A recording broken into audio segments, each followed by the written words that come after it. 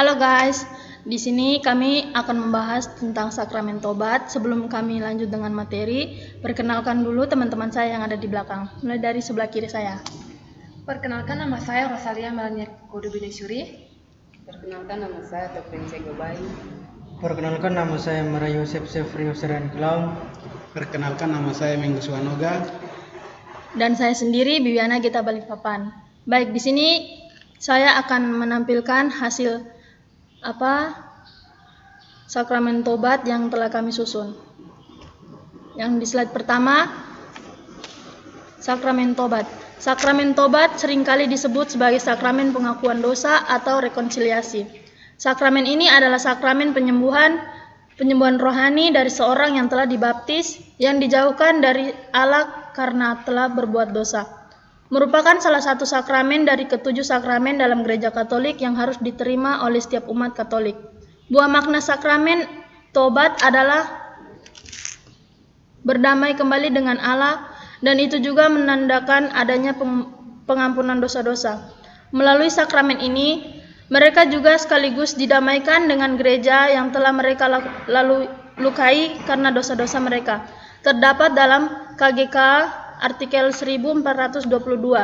Dengan menerima sakramen rekonsiliasi, peniten dapat memperoleh pengampunan atas dosa-dosa yang telah diperbuat setelah pembaptisan, karena sakramen baptis tidak dibebaskan seorang dari kecenderungan berbuat dosa.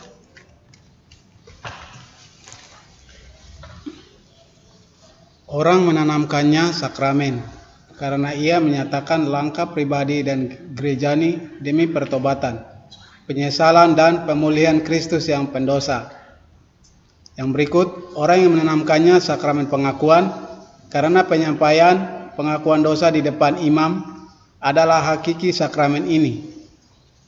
Menurut suatu pengertian yang mendalam, sakramen itu juga adalah satu pengakuan, penghargaan dan pujian akan kekudusan Allah dan kerahimannya terhadap orang yang berdosa. Kita bisa lihat dalam Katekismus Gereja Katolik 1424. Yang berikut, orang menanamkannya sakramen pengampunan karena oleh absolusi imam, Kristus menganugerahkan secara sakramental kepada orang yang mengakukan dosanya pengampunan dan kedamaian. Ope rumus absolusi. Yang berikut, orang yang menanamkannya sakramen perdamaian karena ia member kepada pendosa cinta Allah yang mendamaikan. Berilah dirimu didamaikan dengan Allah. Kita bisa lihat dalam kitab suci 2 Korintus pasal 5 ayat 20.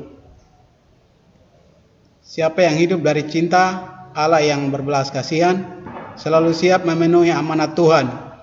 Pergilah berdamai dahulu dengan saudaramu. Kita bisa lihat dalam kitab suci Injil Matius pasal 5 ayat 24. Yang berikut, tobat batin.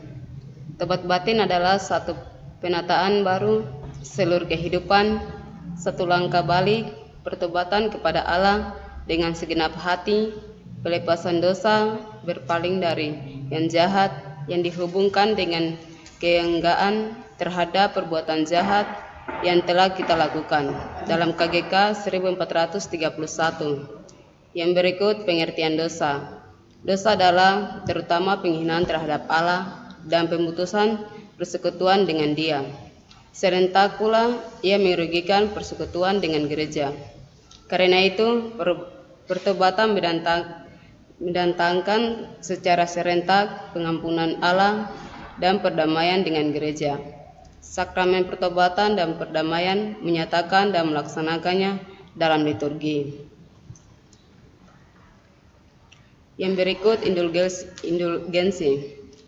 Indulgensi adalah penghapusan siksa temporal di depan Allah untuk dosa-dosa yang sudah diampuni dalam KGK 1471.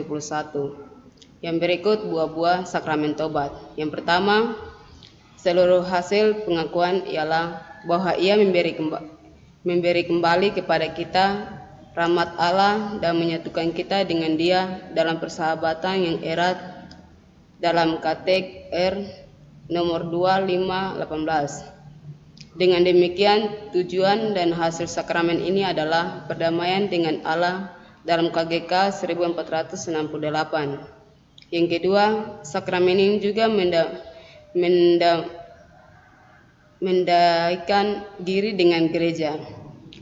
Dosa melemahkan atau memutuskan persekutuan persaudaraan. Sakramen pengakuan memperbaharuinya dan mengikatnya lagi. Ia menyembuhkan orang, diterima kembali dalam persekutuan gereja, dan membangkitkan suatu pengaruh besar atas kehidupan gereja yang menderita karena dosa dari salah seorang anggota dalam KGK 1469. Yang ketiga, kalau dalam sakramen ini pendosa memunculkan diri kepada keputusan Allah yang Maha Belas Kasihan, ia seakan-akan mengantisipasi pengadilan yang terdiri atas dirinya pada akhir kehidupan duniawi dalam KGK 1470. Yang berikutnya ada pemberi sakramen pengakuan. Karena Kristus telah percayakan pelayanan perdamaian kepada rasul-rasulnya, maka pengganti-penggantinya, para uskup dan imam telah menerima wewenang berkat sakramen tabisan untuk mengampuni segala dosa atas nama Bapa dan Putra dan Roh Kudus, terdapat dalam KGK 1461. Dan berikutnya ada perayaan sakramen pengakuan.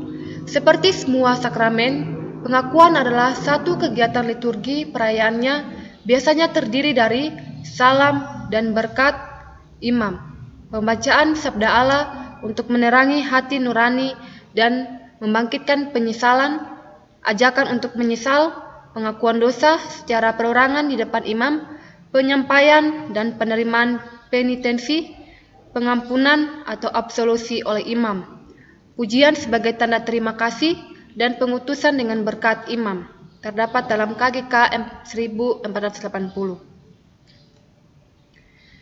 Dan berikutnya, ibadah tobat perorangan. Persiapan yang paling baik untuk mengaku dosa ialah mengikuti ibadah tobat serta pemeriksaan batin. Kalau tidak, mungkin dapat juga dipakai doa dari Mada Bakti nomor 61, halaman 61, nomor 233. Yang berikutnya ada pengakuan dosa. Itu terdiri dari salam. Umat demi atau dalam nama Bapa dan Putra dan Roh Kudus. Amin.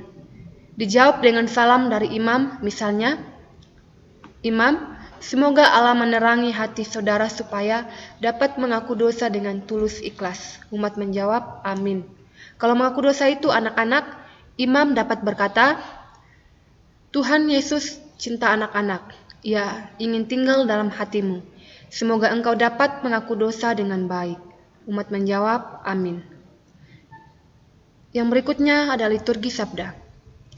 Kemudian, imam dapat membacakan suatu kutipan singkat kitab suci. Misalnya terdapat dari Injil Lukas, bab 19, ayat 10 sampai dengan 15, dilanjutkan dengan ayat 7. Imam, renungkanlah ayat kitab suci ini. Putra manusia datang untuk mencari dan menyelamatkan yang hilang. Lebih besar kegembiraan di surga atas satu orang berdosa yang bertobat daripada atas 99 orang yang saleh yang tidak perlu bertobat. Demikianlah sabda Tuhan. Umat menjawab, terpujilah Kristus. Bacaan ini dapat dilanjutkan dengan renungan singkat oleh imam.